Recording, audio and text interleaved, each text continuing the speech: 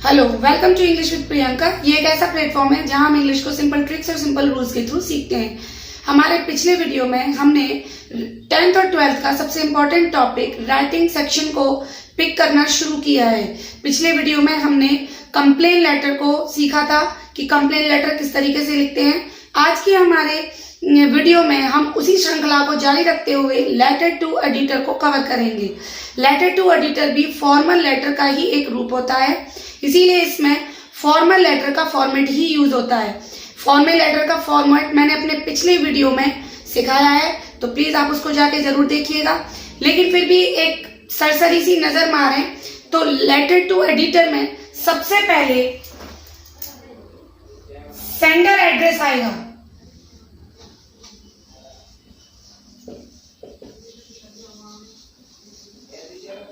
Sender address आएगा, उसके बाद रिसीवर एड्रेस आएगा,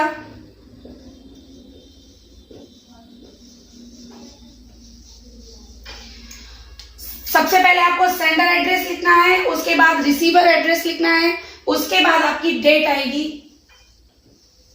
डेट के बाद सैल्यूटेशन, जिस किसी भी एडिटर को हम लेटर लिख रहे हैं उसका सैल्यूटेशन आएगा। उसके बाद बॉडी ऑफ द लेटर यानी कि कंटेंट, जो भी कंटेंट है वो आएगा इसमें। उसके बाद आपका कंटेंट लिखेंगे, लास्ट में आप क्लोजिंग सेंटेंस लिखेंगे और सबसे लास्ट में आपका नेम आएगा। ये आपका फॉर्मेट ऑफ फॉर्मल लेटर। इसको डिटेल में समझने के लिए मेरे पिछले वीडियो को जरूर देखिएगा। तो चलिए अब हम हमारे लेटर टू एडिटर की एक प्रॉब्लम को सॉल्व करते हैं। तो चलिए अब हम हमारे प्रीवियस ईयर्स पेपर्स में से एक क्वेश्चन को पिक करते हैं और उसको सॉल्व करने की कोशिश करते हैं कि एग्जाम में उसे हमें कैसे तैयार करना है। तो ये एक लेटर टू एडिटर है जिसमें the youth of the country are very vigilant. Vigilant means किसी चीज को बहुत गौर से देखना, to watch out these days and feeling concerned about the problems being faced by the people। concern माने चिंता करना, to worry about। तो जो देश का जो यूथ है, जो नौजवान है, वो आजकल इन दिनों लोगों के द्वारा फेस की जा रही प्रॉब्लम्स को लेकर चिंतित है और बहुत ही जागरूक है। विजिलेंट जागरूक है। Write a letter to the editor of a national daily. एक लेटर आपको नेशनल डेली पे जो न्यूज़पेपर होते हैं उसके एडिटर को एक लेटर लिखना है, अर्जिंग उनसे रिक्वेस्ट करनी है, अर्ज मींस रिक्वेस्ट करना, to highlight the role of the youth in eradicating the problems of property, unemployment and corruption. तो ये जो प्रॉब्लम्स हैं सोसाइटी की, अनएम्प्लॉयमेंट है, आपका करप्शन है, रिश्वतखोरी है, गरीबी है, इनको सोसाइटी से हटाने में हमारे यूथ का जो रोल होता है उसको वो एक लेख लिखें, एक आर्टिकल लिखें और उसमें इन चीजों को हाईलाइट करें। उसने आपको एग्जाम में आपको नाम दे रखा है, यानी कि आपको खुद का नाम नहीं लिखना है। जो एग्जाम में क्वेश्चन में नाम दे रखा है आपको अपने मेल फीमेल के अकॉर्डिंग वो पुट करना है। यू आर रानी राज, या तो आप रानी है या राज है, मेल है तो राज है, फीमेल है तो रानी है। आपका एड्रेस है 15 गुलबर्ग सोसाइटी सूरत। ये हो गया हमारा सेंडर एड्रेस, ठीक है। और एडिटर नेशनल डेली, किसी नेशनल न्यूज़पेपर का हम नाम लिख देंगे, वो हो जाएगा आपका रिसीवर एड्रेस, ठीक है। तो अब हम इस क्वेश्चन को सॉल्व करेंगे और देखेंगे कि एग्जाम में हमें इन्हें किस तरीके से लिखना है। देखिए, मैं हमेशा कहती हूं राइटिंग सेक्शन आपका तब मजबूत होगा जब आपका वोकैब सेक्शन मजबूत होगा। आपकी वोकैबुलरी जितनी अच्छी होगी आपका राइटिंग सेक्शन उतना ही अच्छा होगा।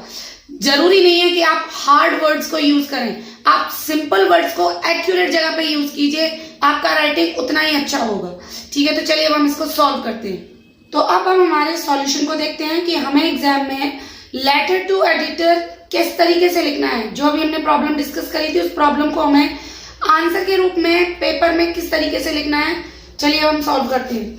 सबसे पहले आपका सेंडर एड्रेस आएगा। तो सेंडर एड्रेस यदि एग्जाम क्वेश्चन में दे रखा है तो आप उसी को पुट करें, और यदि नहीं दे रखा है तो आप फिर अपने मन से कुछ भी लिख सकते हो, ठीक है। तो क्योंकि इस क्वेश्चन में सेंटर एड्रेस दे रखा है तो अब हम इसको एज इट इज लिख देंगे 15th गुलबर्ग सोसाइटी, सूरत 395005। पिन कोड का ये सीन है, यदि आपको पता है तो आप लिख दीजिए, नहीं पता है तो स्किप कर दीजिए, ठीक है। उसके बाद डेट आ जाएगी, जैसे कि मैंने आज की डेट लिख दी है 7 फरवरी 2024।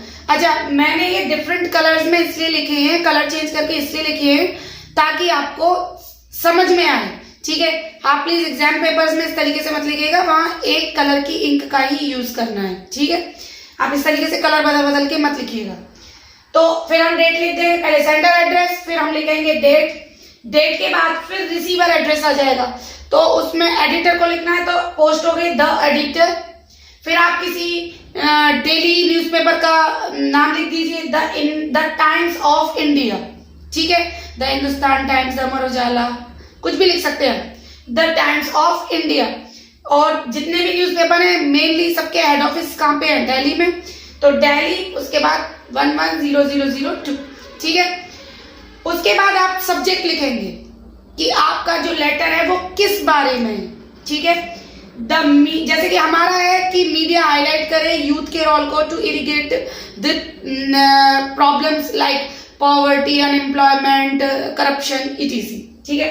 तो the media must highlight youths role in irrigating societies problem, कि आपका लेटर है एडिटर को कि मीडिया को यूथ का जो रोल है उसको हाईलाइट करना चाहिए, लोगों को अवेयर करना चाहिए यूथ के रोल के बारे में, किसके लिए, सोसाइटी की प्रॉब्लम को हटाने में जो यूथ का रोल है उसको हाईलाइट करना चाहिए, उसको लोगों को उसके बारे में बताना चाहिए, ठीक है।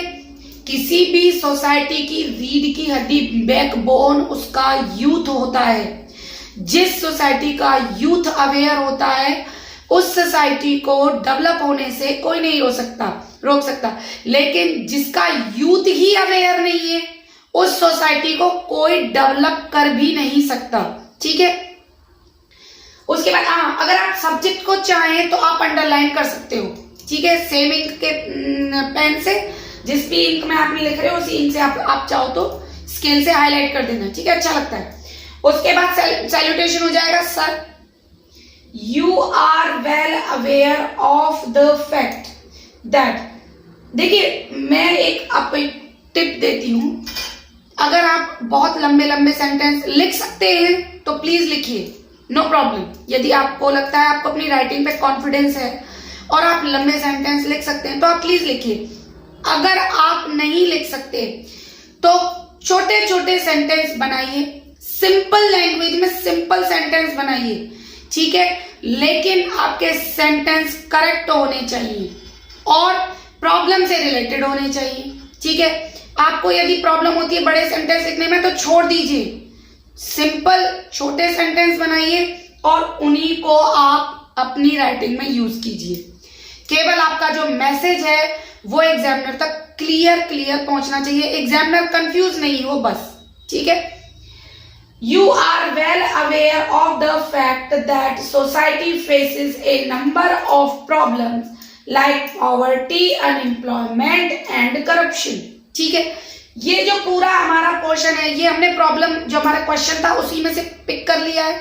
ज्यादातर वर्ड्स आपको क्वेश्चन में से ही पिक करने को मिल जाएंगे और आप उन्हीं को यूज कीजिए और उन्हीं के अराउंड अपना लेटर जो है वो प्रिपेयर कीजिए, एक्स्ट्रा मत एफर्ट कीजिए, ठीक है।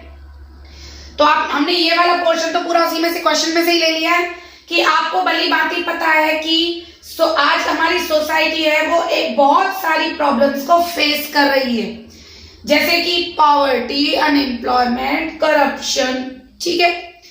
The youth of the country is playing an important role.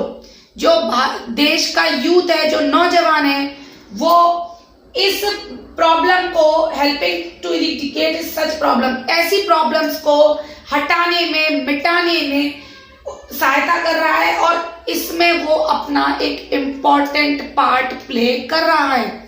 इन सारी प्रॉब्लम्स को हटाने में, सहायता करने में जो हमारा यूथ है वो बहुत ही इंपॉर्टेंट पार्ट प्ले कर रहा है।